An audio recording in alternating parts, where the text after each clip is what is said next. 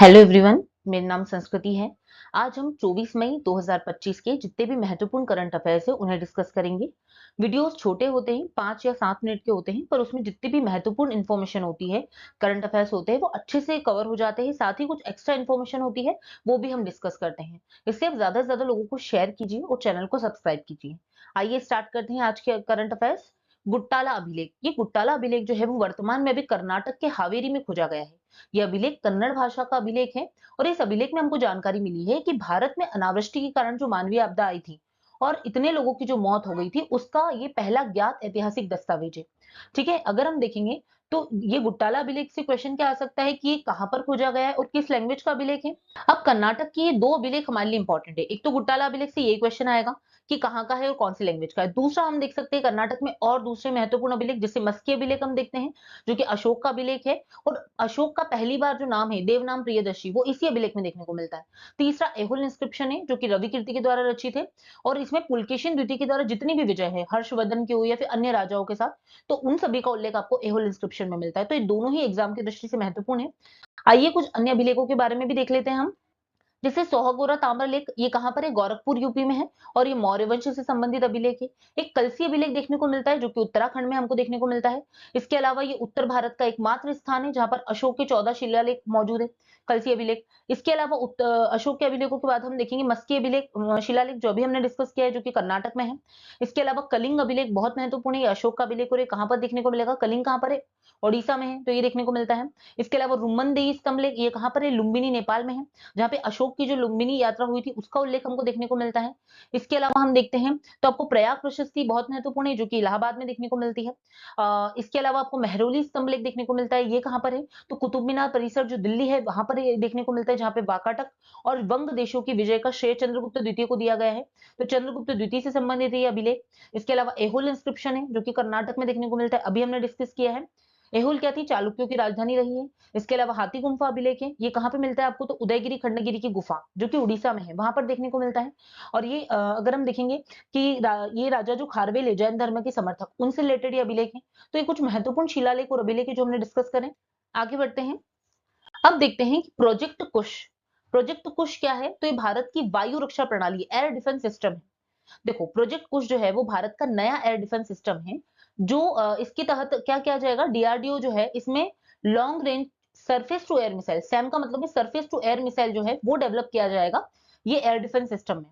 ये जो air defence system है, ये एस 400, अब ये एस 400 जो है उसी का देशी वर्जन है। मतलब हम खुद जो है वो स्वदेशी जो है एस 400, क्योंकि हम सब जानते हैं कि हमने रशिया से परचेस किया है, तो हम चाहते हैं कि एस 400 जितनी क्षमता वाला ही हम देसी यानी कि स्वदेशी लेवल पे भारत में एयर डिफेंस सिस्टम को जो है वो डेवलप करे। तो ये जो प्रोजेक्ट कुश है वो इसी के तहत डेवलप किया जाएगा, मतलब उतनी ही क्षमता का डेवलप किया जाएगा जैसे एस 400 था।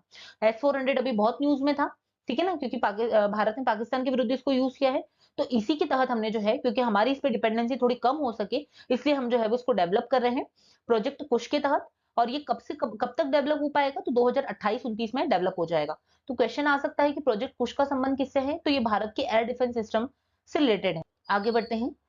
अब देखते हैं कि एफएटीएफ की ग्रे लिस्ट में जाएगा पाकिस्तान। तो भारत जो है वो पूरा प्रयास कर रहा है और पूरी कोशिश है भारत की कि पाकिस्तान को जो है वो एफएटीएफ की ग्रे लिस्ट में शामिल किया जाए। इसके लिए भारत की तरफ से डोजियर देकर एफएटीएफ के द्वारा अंतरराष्ट्रीय प्रोटोकॉल के तहत सख्त जांच और उसकी कार्रवाई हो, इसकी मांग भारत जो है वो लगातार कर रहा है। अब पाकिस्तान को ऐसा नहीं है कि अभी जो है वो मांग की जा रही है, इसके पहले भी पाकिस्तान बहुत बार एफएटीएफ की ग्रे लिस्ट में गया है। जैसे 2008 में डाला गया उनको ग्रे लिस्ट में, 2009 में फिर से हटा लिया गया, फिर 12 से लेकर 15 तक वो एफएटीएफ की ग्रे लिस्ट में रहा, फिर 2018 में फिर से रहा और 2021 तक भी जो है वो पाकिस्तान एफएटीएफ की ग्रे लिस्ट में था। अब एग्जाम की दृष्टि से हमारे लिए क्या महत्वपूर्ण है? एफएटीएफ है। एफएटीएफ का फुल फॉर्म क्या है? Financial action task force. ये जो है वो G7 देशों के द्वारा 1989 में बनी एक संस्था है।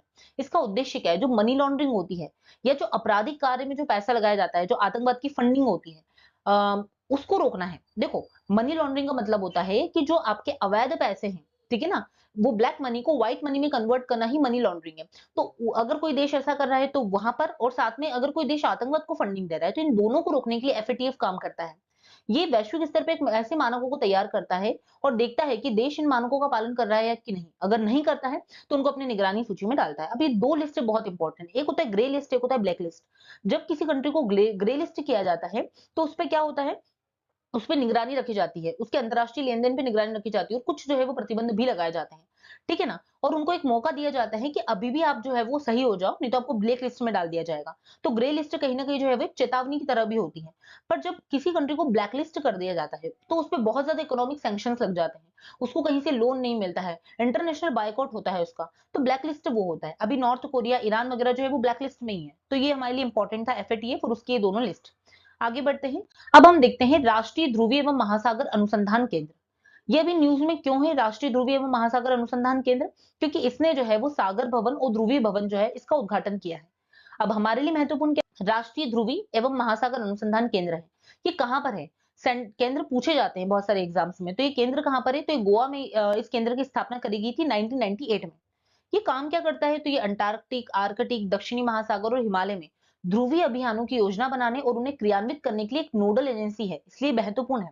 ठीक है ना? ये ध्रुवीय और महासागरीय क्षेत्र में वैज्ञानिक अनुसंधान और संभार तंत्र का कोऑर्डिनेशन यानी कि समन्वय करने का काम जो है ये करता है। तो ये सेंटर कहाँ है? ये कहाँ पर है? गोवा में है ये सेंटर। अब कुछ अनुसंधान केंद्र है जो हम देख लेते हैं। जैसे अंटार्कटिका में हमारा अनुसंधान केंद्र क्या है? मैत्री और भारती है। फिर इसके बाद हम देखेंगे अगर हम आर्कटिक की बात करेंगे तो आर्कटिक में जो है वो हिमाद्री नाम का स्टेशन है जो कि अनुसंधान केंद्र है। अगर हम हिमालय की बात करेंगे तो हिमालय में हिमांश नाम का एक अनुसंधान केंद्र अभी काम कर रहा है। आगे बढ़ते हैं। अब देखते हैं हम कि कोंकण रेलवे का भारतीय रेलवे में विलय कर दिया है। कोंकण रेलवे कहाँ है? अभी हम समझेंगे वेस्टर्न घाट में है। तो कोंकण रेलवे जो है इसकी स्थापना 1990 में हुई थी और ये कोंकण रेलवे क्या काम करता था? तो इसका उद्देश्य है चट्टानी जो पश्चिमी घाट है उसके माध्यम से रेलवे लाइनों के निर्माण में कठिन कार्य को पूरा करना है। क्योंकि हम जानते हैं कि जो वेस्टर्न घाट है, ठीक है ना, वो कैसा है?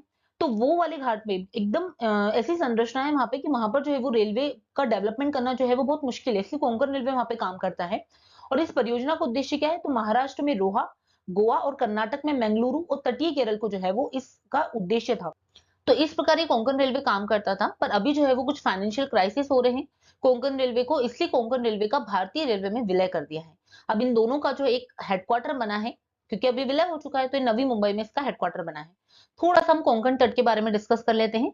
अगर हम इंडिया की बात करें तो इंडिया का ये जो हिस्सा है इसे बोलते हैं वेस्टर्न घाट। अब वेस्टर्न घाट के इस साइड वाला जो हिस्सा है इसे बोलते हैं वेस्टर्न तट, वेस्टर्न कोस्ट बोलते हैं। तो अरब सागर और आपका जो वेस्टर्न घाट है उसके बीच में जो हिस्सा है इसे बोलते हैं वेस्टर्न कोस्ट। और वेस्टर्न कोस्ट का ही जो महाराष्ट्र और गोवा वाला क्षेत्र है इसे कोंकण तट कहते हैं। तो कोंकण तट समझ में आया क्या है? कि पश्चिमी भारत के तटीय मैदान का एक भाग है जो अरब सागर और वेस्टर्न घाट के बीच में स्थित है। ये कोंकण तट है, तो ये हमारे लिए इंपॉर्टेंट है।